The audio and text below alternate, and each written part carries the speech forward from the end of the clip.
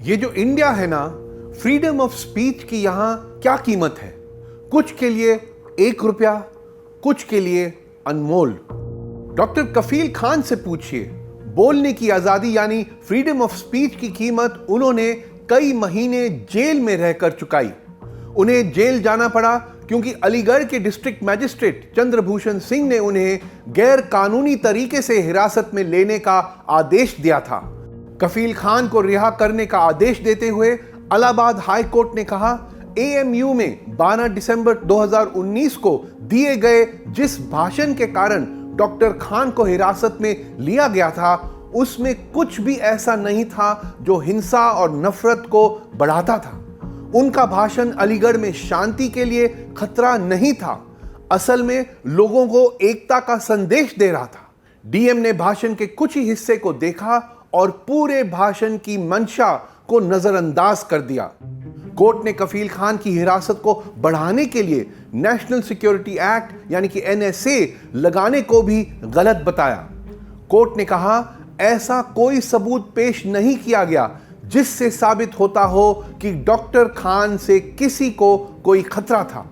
कफील खान का तो उस चार्जशीट में नाम तक नहीं था जो 13 दिसंबर को अलीगढ़ में हिंसा को लेकर फाइल की गई थी। साफ है कि एनएसए बाद में जोड़ा गया और ऐसा करना गैर कानूनी था। तो अलीगढ़ के डिस्ट्रिक्ट मैजिस्ट्रेट ने कफील खान की फ्रीडम ऑफ स्पीच को नजरअंदाज क्यों किया? लखनऊ में बैठे मिनिस्टरों को खुश रखने के लिए? और क्या यह सही है? जी नहीं। और फिर पिंजरा तोड़ एक्टिविस्ट देवांगना कलिता, उनके लिए बोलने की आजादी की कीमत है जेल, जहां वो अभी भी हैं। नॉर्थ ईस्ट दिल्ली में फरवरी में हुई हिंसा से जुड़े मामले में हाई कोर्ट ने देवांगना को जमानत दी है।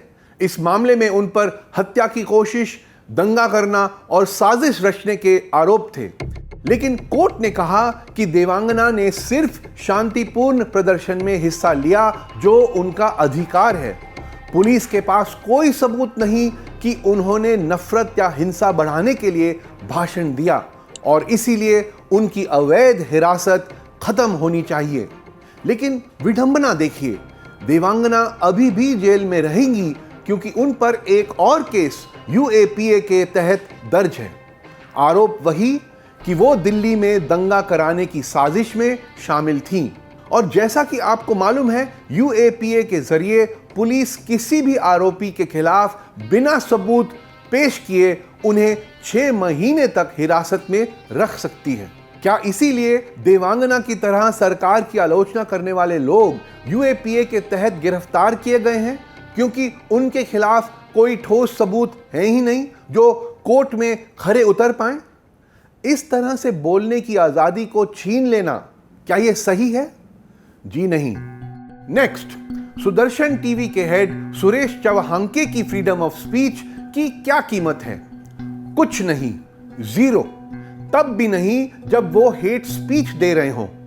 कुछ दिन पहले चवहांके ने एक नया जुमला फेंका, नौकरशाही जिहाद, ब्यूरोक्रेसी जिहाद, यूपीएससी जिहाद। उन्होंने कहा, जामिया के जिहादी जल्द ही कलेक्टर बन जाएंगे, सरकारी सचिव बन जाएंगे। ऐसा इसलिए क्योंकि जामिया मिलिया इस्लामिया यूनिवर्सिटी के 30 स्टूडेंट्स इस साल यूपीएससी की परीक्षा में पास हुए हैं, जैसे कि वो हर साल होते हैं। चवहांके ने इन स्टूडेंट्स की कामयाबी को इस्लामी साजिश का रंग दिया है। चवहांके अपने जुमले से इतने खुश थे कि नौकरशाही जिहाद के अपने ट्वीट में उन्होंने मोदी जी और आरएसएस दोनों को टैग कर दिया। लेकिन सच क्या है? सिविल सर्विस पे कब्जे की बात तो छोड़िए, देश के 8,400 आईएएस और आईपीएस अफसरों में से मुस्लिम अफसरों की संख्या सिर्फ 3.5% है, जबकि देश में मुस्लिम आबादी 15% से थोड़े कम है, 15%। और जो हजारों मुस्लिम सैनिक इंडियन आर्मी का हिस्सा हैं, उन्हें चवहांके क्या कहेंगे? फौजी जिहाद।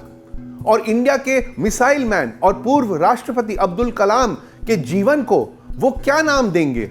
इसरो जिहाद। वरिष्ठ गोदी मीडिया पत्रकार सुदीप चौधरी तो जिहाद का पूरा चार्ट बना चुके हैं। बॉलीवुड जिहाद, मीडिया जिहाद, हिस्ट्री जिहाद और जाने कौन कौन से जिहाद की बात वो कर चुके हैं। हाल में वो कोरोना जिहाद की बात भी कर चुके हैं। जरूर कुछ पत्रकारों ने बोलने की आजादी को नफरत फैलाने की आजादी समझ लिया है, और चौहानके की पहुंच कितनी है ये भी समझ लीजिए। उनके चैनल के 3 लाख ट्विटर फॉलोअर्स हैं और यूट्यूब पर 10 लाख सब्सक्राइबर। इसी तरह भारत में फेसबुक के कुछ टॉप अफसर भी बोलने की आजादी और नफरत फैलाने की आजादी के फर्क को लेकर शायद कंफ्यूज्ड हैं।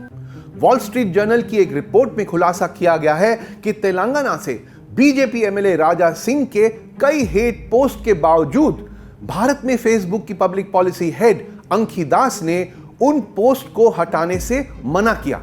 रिपोर्ट के मुताबिक उन्होंने अपने सहयोगियों से कहा कि बीजेपी के नेताओं पर एक्शन लेने से इंडिया में फेसबुक के कारोबार पर बुरा असर पड़ सकता है।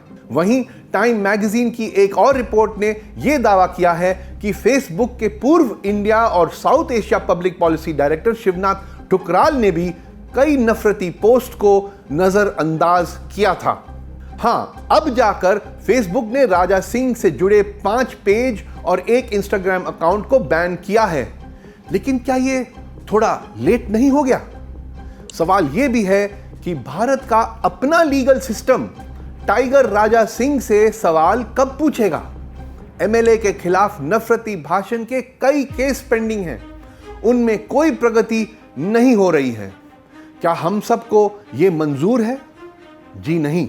अवमानना या कंटेम्प्ट ऑफ कोर्ट के केस में वरिष्ठ वकील प्रशांत भूषण पर सुप्रीम कोर्ट के 1 रुपए के जुर्माने पर काफी कहा गया है। रकम छोटी है लेकिन फिर भी सजा है।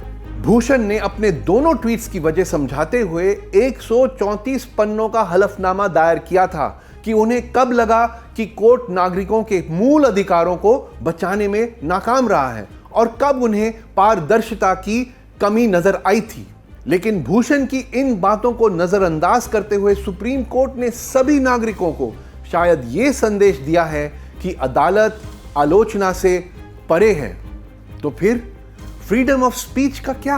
आखिर में चलिए एक और व्यक्ति से पूछते हैं कि उन्होंने बोलने की आजादी के लिए क्या कीमत चुकाई।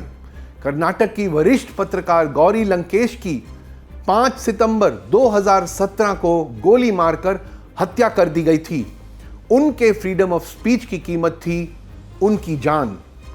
ये जो इंडिया है ना, अगर हम वाकई ही बोलने की आजादी की कदर करते हैं तो फिर इस आजादी पर कोई भी कीमत लगाना गलत होगा, 1 रुपया भी नहीं।